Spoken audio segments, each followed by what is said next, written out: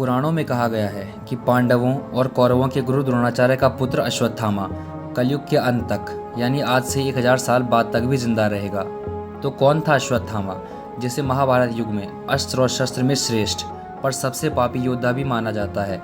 चलिए जानते हैं अश्वत्थामा के बारे में।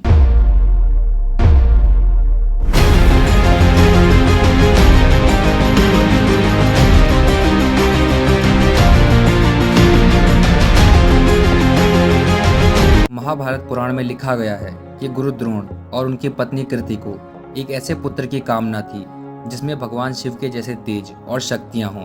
तो इसी इच्छा को पूरी करने के लिए गुरु द्रोण और कृति ने हिमालय में तपेश्वर शिवलिंग के निकट कठोर तप किया और एक दिन उनकी तपस्या से प्रसन्न होकर भगवान शिव वहां प्रकट हुए और कहा कि मांगो द्रोण, तुम क्या वरदान चाहते हो। तो गुरु द्रोण ने कहा कि प्रभु, मैं एक ऐसा पुत्र चाहता हूँ जिसमें आपके ही समान तेज हो, जो सभी युद्ध कलाओं में माहिर हो और वो अपने बल से पूरे संसार को जीत ले। भगवान शिव ने तथास्तु कहा और वहां से अंतर ध्यान हो गए। इसके कुछ समय बाद गुरु द्रोण और उनकी पत्नी को एक पुत्र की प्राप्ति होती है और अश्वत्थामा का जन्म होता है। महाभारत के आदि पर्व के 130वें अध्याय के अनुसार अश्वत्थामा का बचपन बहुत ही गरीबी में बीता। उनके माता पिता उन्हें दूध तक नहीं पिला पाते थे, तो अश्वत्थामा पानी में आटा मिलाकर उसे दूध समझकर पीते थे। अश्वत्थामा का जन्म उनके सिर पर एक मणि के साथ हुआ था, जिसे भगवान शिव की तीसरी आंख के रूप में भी माना जाता है। ये दिव्य मणि उसे देवता, दानव या किसी भी अस्त्र शस्त्र से सुरक्षित रखती थी। यहाँ तक कि भूख प्यास या कोई बीमारी भी अश्वत्थामा को मार नहीं सकती थी, क्योंकि उन्हें अमरता का वरदान प्राप्त था। लेकिन अश्वत्थामा के जन्म के बाद उनके परिवार की आर्थिक स्थिति और खराब हो गई, तो गुरु द्रोण मदद मांगने के लिए अपने बचपन के मित्र द्रुपद के पास जा पहुंचे। लेकिन द्रुपद ने उन्हें भरी सभा के सामने अपमानित करके निकाल दिया। ये देखकर अश्वत्थामा को अत्यंत दुख हुआ और उसने इस बात का प्रतिशोध लेने की ठान ली। लेकिन इस घटना को सुनकर भीष्म पितामह ने गुरु द्रोण को कौरवों और पांडवों का गुरु नियुक्त कर दिया और इसके पश्चात उनकी धन की समस्या समाप्त हो गई। अब अश्वत्थामा भी कौरवों और पांडवों के साथ अपने पिता द्रोण से प्रशिक्षण लेने लग गया और वहाँ दुर्योधन और अश्वत्थामा में घनिष्ठ मित्रता हो गई। कई लोग सोचते हैं कि गुरु द्रोण ने केवल अर्जुन को ही ब्रह्मास्त्र का ज्ञान दिया था, लेकिन ये सच नहीं है। गुरु द्रोण ने पुत्र मोह में आकर अश्वत्थामा को भी ब्रह्मास्त्र की शिक्षा दी थी। अपने पिता और अपने परम मित्र दुर्योधन का साथ देने के लिए अश्वत्थामा महाभारत के युद्ध में कौरवों की ओर से लड़ा।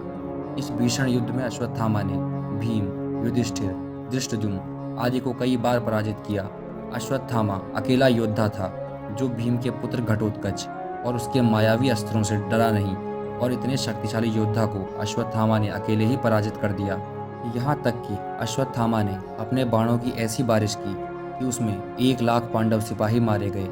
अपने पुत्र अभिमन्यु की मौत का बदला लेने के लिए जब अर्जुन ने जयद्रथ को मारने का प्रण लिया, तो अश्वत्थामा ने ही अर्जुन को रोका और जयद्रथ को बचाया।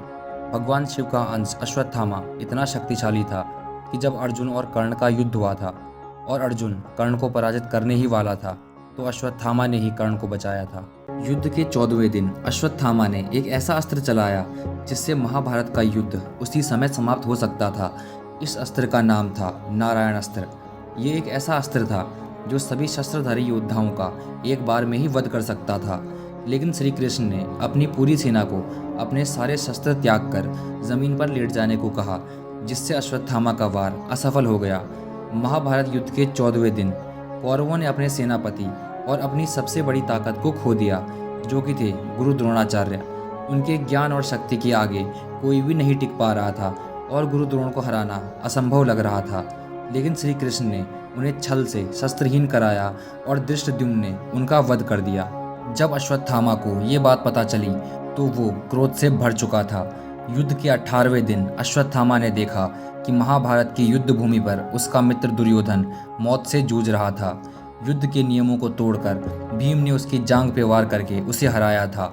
यह देखकर अश्वत्थामा अपने रौद्र रूप में आ चुका था। प्रतिकार की आग में अश्वत्थामा कुछ इस कदर जल रहा था कि उसने अपने मित्र दुर्योधन को एक वचन दिया कि वो पांडवों का अंत कर देगा।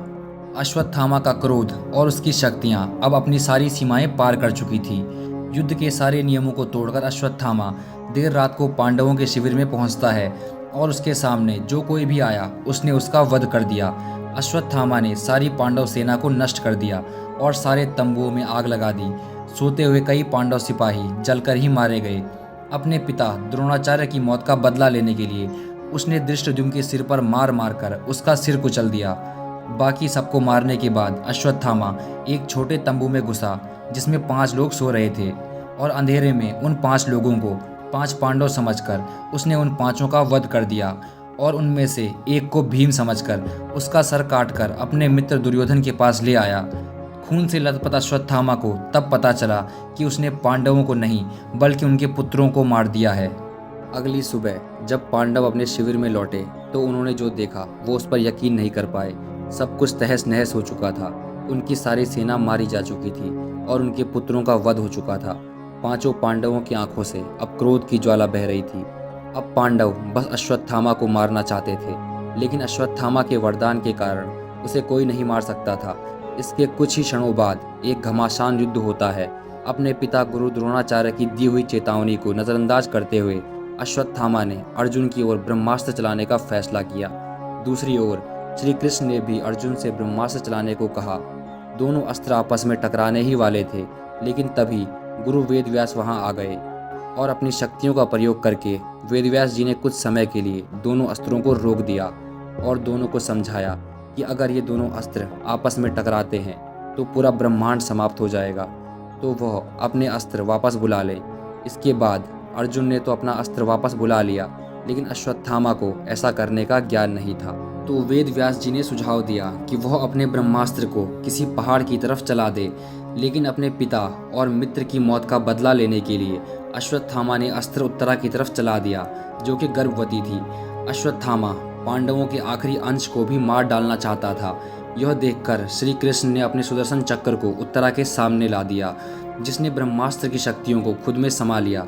अश्वत्थामा द्वारा किए गए इस नीच कार्य ने श्री कृष्ण के अंदर ऐसा क्रोध जगाया जो आज तक किसी ने नहीं देखा था। श्री कृष्ण ने अश्वत्थामा को श्राप दिया कि ऐसी नीच हरकत करने का फल तुम अपने जीवन भर भुगतोगे। तुम्हारी त्वचा सड़ जाएगी, लोग तुम्हें देखकर भाग जाएंगे, कोई भी तुम्हारी मदद नहीं करेगा, ना कोई तुम्हें खाना देगा। तुम एक भिक्षु की तरह जगह जगह भटकोगे, मौत भी तुम्हें बचा नहीं सकती क्योंकि तुम हमेशा जीवित रहोगे। और तब से माना जाता है कि अश्वत्थामा आज भी पृथ्वी पर भटक रहे हैं और वह इंतजार कर रहे हैं भगवान विष्णु के आखिरी अवतार कल्कि अवतार का, जिनकी मदद करके वो इस संसार को कलयुग से मुक्त करेंगे और खुद को इस पृथ्वी से। अगर आपको वीडियो पसंद आई हो तो वीडियो को लाइक करें और ऐसी ही वीडियोस देखने के लिए चैनल को सब्सक्राइब ज़रूर करें। मैं मिलता हूँ आपसे अगली वीडियो में।